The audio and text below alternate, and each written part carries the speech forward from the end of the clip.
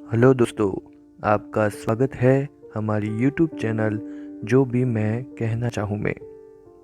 अगर आपको हमारा वीडियो पसंद आता है तो उसे लाइक करें, शेयर करें और हमारी चैनल को सब्सक्राइब करें। हमारे आने वाली वीडियो की नोटिफिकेशन पाने के लिए बेल आइकन को प्रेस करना ना भूलें। अरे, यहाँ पे एक फल पड़ा है। क्या मुझे वो खा लेना चाहिए? नहीं नहीं, शायद उसमें बम हो सकता है। अभी कुछ दिन पहले ही मेरी पत्नी हथिनी को इन लोगों ने बम खिला दिया था, तो हथिनी के साथ मेरा बच्चा भी मर गया था। शायद मुझे वापस लौट जाना चाहिए। अरे आप, नहीं नहीं, मुझे फल मत खिलाइए। मैं नहीं खाने वाला। मेरी पत्नी हथिनी और मेरे बच्चे के साथ जो आप लोगों ने किया है, उसके बाद मैं यहां आना ही नहीं चाहता। क्या कह रहे हैं आप? कोई दिक्कत परेशानी नहीं होगी? पक्का है ना? ठीक है, मैं उसे खा लेता हूं।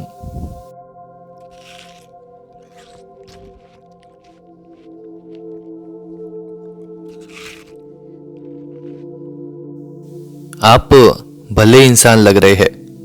आपको तो पता ही होगा कि कुछ लोगों ने कुछ दिन पहले मेरी प्रेग्नेंट पत्नी हथिनी को बारूद भरा अनानास खिला दिया था, तो मेरी पत्नी के साथ साथ मेरे बच्चे की भी मौत हो गई थी। क्या आप इतना कुछ नहीं जानते?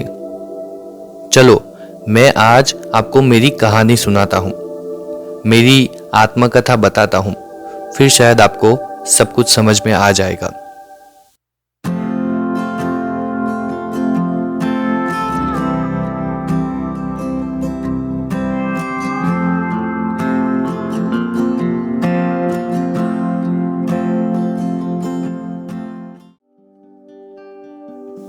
केरला के मलप्पुरम में मेरा जन्म हुआ। हमेशा इंसानों से थोड़ा बच के ही रहता हूं मैं।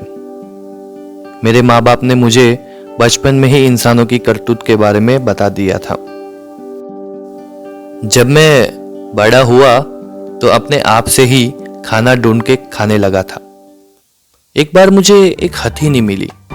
वो पेड़ पे से कुछ फल तोड़ के खाने की कोशिश कर रही थी, पर शायद वो वहां तक पहुंच नहीं पा रही थी। तो मैं वहां गया और बोला, लाइए, मैं मदद कर देता हूं आपकी। फिर मैंने वो फल तोड़ के हथिनी को दे दिया। उसके बाद मेरी और हथिनी की बहुत अच्छी दोस्ती हो गई थी। हम रोज मिलते, रोज पेड़ से नए नए फल तोड़ के खाते और खूब बातें करते। शायद अब हथिनी को मेरा साथ पसंद आने लगा था, तो मैंने एक दिन हथिनी को मेरे दिल की बात कह ही डाली। हथिनी ने भी मना नहीं किया। फिर हम साथ साथ रहने लगे। हम एक दूसरे के साथ बहुत खुश थे। रोज सुबह साथ में निकल जाते, पूरा दिन घूमते, खाना खाते और रात को वापस अपनी जगह पे आ जाते। एक दिन हथिनी ने मुझे बताया कि उसे बच्चा होने वाला है, तो मैं बहुत खुश हुआ। पूरे कबीले वालों को मैंने फल बांटे थे और मेरी सूंड से पानी डालकर मेरी पत्नी हथिनी का स्वागत भी किया। अभी कुछ दिन पहले की ही बात है। हथिनी प्रेग्नेंट थी, तो मैं उसे ज्यादा बाहर जाने नहीं देता था। मैं हमेशा उसके लिए खाना लाया करता था, ताकि हथिनी को कोई दिक्कत परेशानी ना हो। एक दिन जब मैं खाने की तलाश में जंगल में गया था, तब शायद हथिनी को बहुत भूख लगी थी, क्योंकि जब बच्चा पेट में होता है तो माँ को बहुत भूख लगती है। भूख बिल्कुल भी सहन नहीं होती, इसीलिए वो खाने की तलाश में गांव की ओर चल पड़ी। गांव में कुछ लोग हाथियों की पूजा करते हैं। हम हाथियों को वो गणेश का रूप मानते हैं और हमें हमेशा फल खिला दिया करते हैं। पर कुछ इंसान मतलबी होते हैं, उन्हें सिर्फ अपने मतलब से मतलब है। तो ऐसे ही कुछ मतलबी इंसानों ने मिलकर हथिनी को अनानास खाने को दिया। पर मेरी भोली भाली हथिनी को यह नहीं मालूम था कि कुछ पल के एंटरटेनमेंट के लिए उन्होंने वह फल में बारूद भर दिया है और वो उसे खा गई। उसे लगता था कि शायद मेरे पेट में पल रहे बच्चे को यह फल खाके संतोष मिलेगा, पर उसे क्या पता था वह बारूद से भरा फल पेट में ही फट गया।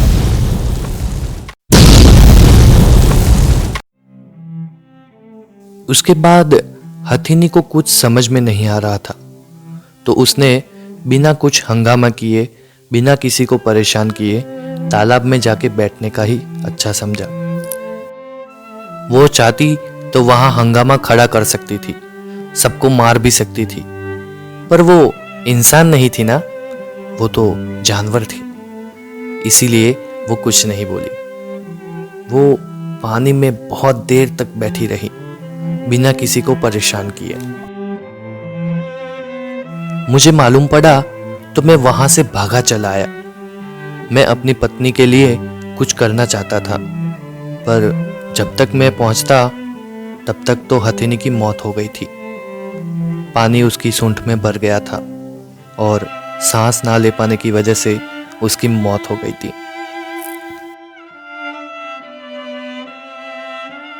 मार डाला उस इंसानों ने मेरी पत्नी को। क्या गलती थी, क्या गलती थी मेरी पत्नी की।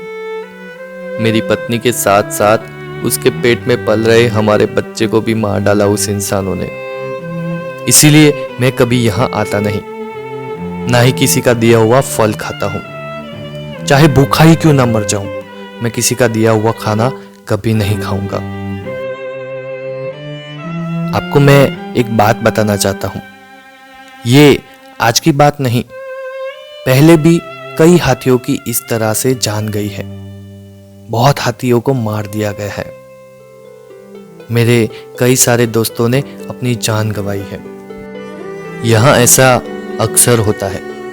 इंसान पहले हाथी को पालता है, उसका बीमा करवाता है और बीमा के पैसे को पाने के लिए वो हाथी को मार देता है। यहाँ पे तो सिर्फ हाथी ही नहीं, बहुत सारे पशु पक्षियों को भी मार दिया गया है। हम लोगों की हाय लगेगी उन लोगों को। शायद भगवान उन्हें दूसरे जन्म में ऐसे ही हाथी बनाए और कोई इंसान इन्हें बॉम्ब खिला दे। तब मालूम पड़ेगा इन लोगों को कि दर्द आखिर क्या चीज है। खैर, अब मेरी संगिनी, मेरी पत्नी मेरे साथ तो नहीं है, पर उसकी यादों के साथ मुझे जीना सीखना पड़ेगा। उसके गुनहगारों को सजा दिलाने के लिए सोशल मीडिया पे और न्यूज़ चैनलों में बहुत बातचीत चल रही है। शायद हथिनी को जल्द ही न्याय मिल जाएगा।